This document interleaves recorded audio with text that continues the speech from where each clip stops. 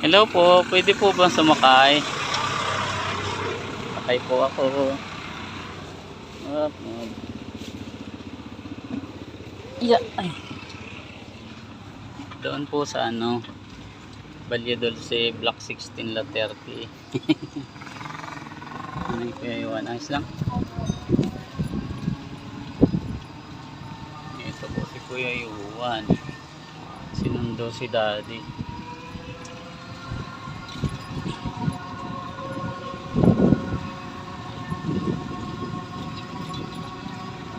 Si EJ, ba't di sumama?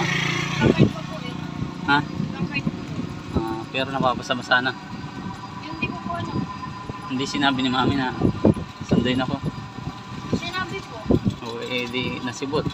Hindi po. Kasi po nanonood ng Hindi narinig siguro. Tinanong ko po sinabi. Hindi po balubad ka.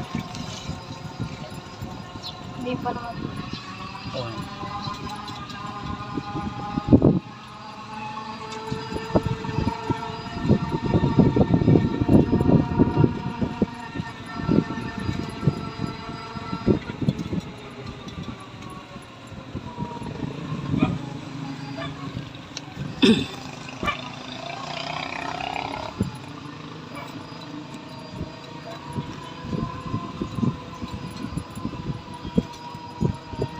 Hindi ko binidyo yung guard. Sabihin, uy, ano yan? Sabihin ko naman, ano ka rin? Sayang yung bike na yun, ano? Ini-stuck na doon. Kawawa naman yung ako yung sasakyan eh. Basag ang salamin.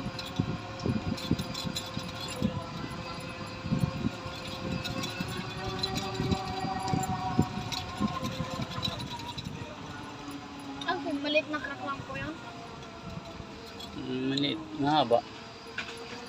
Umaba eh. Gawa nang pauwi kami eh, syempre na galaw-galaw yung salamin.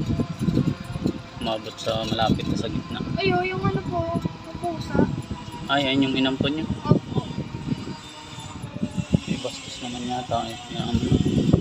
Parang malaki yung gulong ng e-bike nila ano kaysa dito sa atin.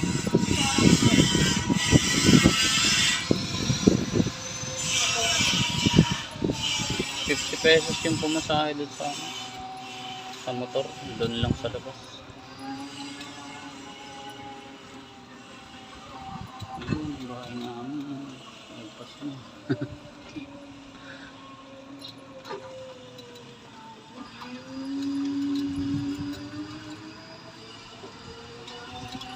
Mag-iingat palagi pag magdadrive ha. Nakauwi. Siguro na. Kawawa.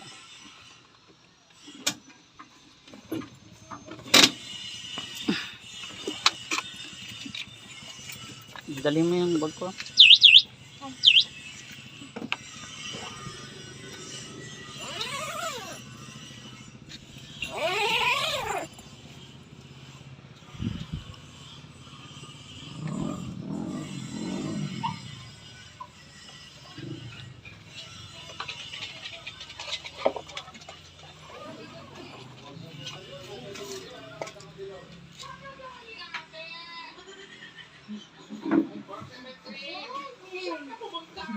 Kakain pa si Mami. Hindi pa nakikita. Si Pogi walang. EJ! EJ!